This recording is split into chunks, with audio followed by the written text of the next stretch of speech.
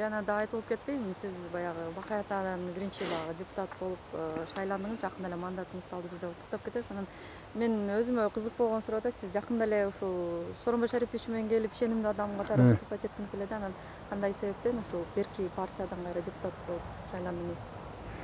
Эми Сооронбай Шарипович бул президент. Бул президентке аттанып атат. Президентти ар ким каалаган киши президентте партия жок. Бул президент деген Кыргызстандын атасы болот. Кыргызстандын бир 6 жылга шайланган, мындайча айтканда манасы да, манасы. Анан берде партийный система болсо анда партиянын лидерлерине жүгүрсөк болот эле. Мен Республика Ата журт партиясынан депутат болдум. Себеп дегенде мен очередим келди. Мен 2 жыл күттүм. 2 жыл күттүм. Мына кече Нышанов деген депутат өзүнүн полномочиясын бүтүргөн экен. Ошонун ордуна мен депутат болуп бардым. Бул жерде мындай тигиндей деген интрига сөз болбош керек.